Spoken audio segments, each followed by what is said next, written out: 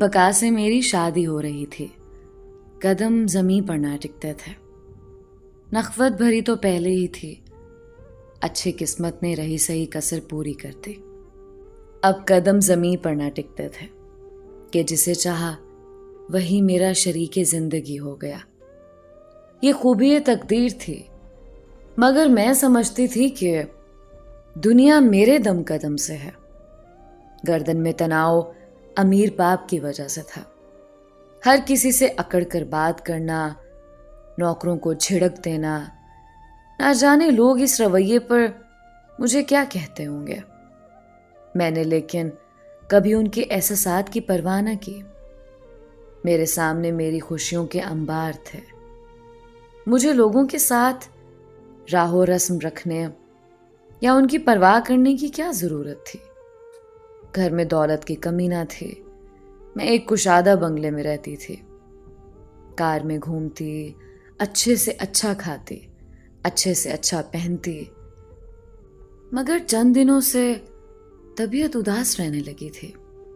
ये पहला मौका था कि मेरी तबीयत खुद ब खुद उदास हो गई थी। बका मेरा मुंह तकते और हैरान होते कि मेरी जिंदगी में क्या कमी है, जो लबों पर खामोशी की मोहर लगी है और चेहरा मुरझाया रहता है। कस्में देकर पूछते कि क्या उनकी तरफ से कोताही हुई है। मुझे खुद खबर ना थी क्यों उदासी ने घेर लिया है। उनको क्या बताती। वो अब मेरे लिए खुसूसी वक्त निकालते, घुमाते फिराते, सैरें कराते, नया जेवर बनवा कर दिया, शॉपिंग कराने ले जाते। बिल आखिर वो थक गए, मगर मेरे चेहरे पर खुशी के गुलाब ना खिल सके। वो मेरे लिए बेहद फिक्रमंद रहने लगे थे। बोले, तुमको किसी माहिर नफ्सियात के पास लिए चलता हूं। इस पर मैं बुरा मान गई। उनसे कहा, आप मुझे ज़हनी मरीज समझते हैं? मैं दिमागी तौर पर बीमार नहीं हूं। ऐसे मोड़ इंसानों पर आते ही रहते हैं। इसकी वजह ज़रूरी तो नहीं कि दिमाग का खलल हो। बाज़ दफ़ा इंसान की छठी हिस्स आने वाले दिनों में किसी मुश्किल या मुसीबत की पेशगोई साबित होती, तभी पहले से इंसान अफसुर्दा रहने लगता है। मेरी बातों पर वो हंस पड़े। कहने लगे, बड़ी फिलॉसफर हो गई हो, सूफी तो नहीं बन गई? या तुम्हारी रूह मुस्तकबिल में भी सफ़र करने लगी है? खुदा की बंदी, ये सब तुम्हारे जहन की इख्तरा है, ऐसा कुछ नहीं है। अच्छा, ऐसा करते हैं, इस मूड को भगाने की कुछ तदबीर करते हैं। फिर उनको खुशी का माहौल बनाने की एक नई तरकीब सूझी। बोले, इस बार हम शादी की सालगिरह इतनी धूमधाम से मनाते हैं कि लोगों को लगे कि हमारी शादी हो रही है। हमारी शादी की सालगिरह करीब थी, बस उन्होंने वाकई ऐसा एहतमाम किया कि लोग दंग रह गए। सारे घर में कमकमे लगवाए और रात जगा हुआ। रक्स की महफिल सजाई। वो वैसे ही थी जैसी शादी पर की गई थी। उस दिन बका की फरमाइश पर मैं दुल्हन की तरह सजी हुई थी।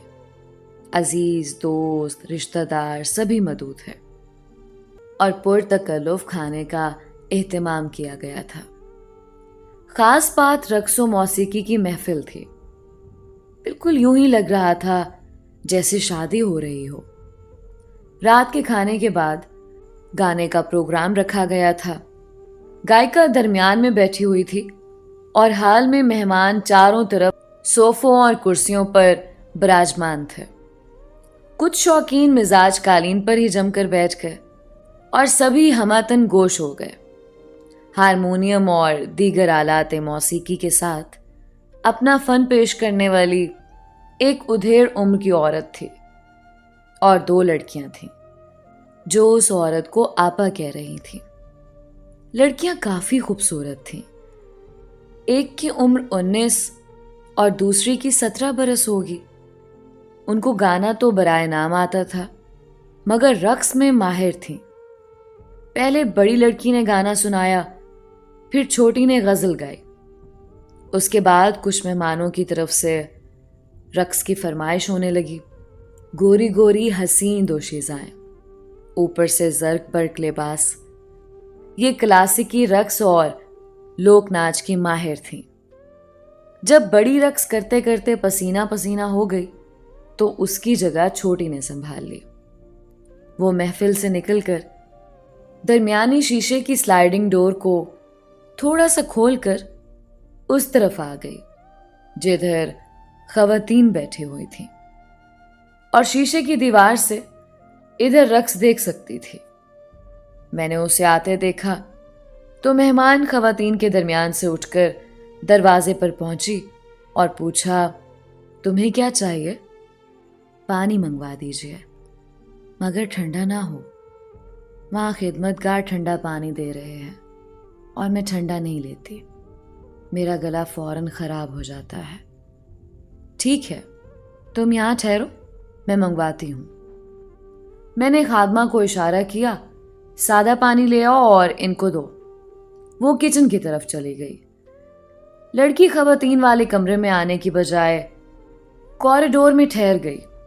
میں وہاں ہی رکی تھی تاکہ خادمہ آ جائے تو میں واپس خواتین کی طرف جاؤں.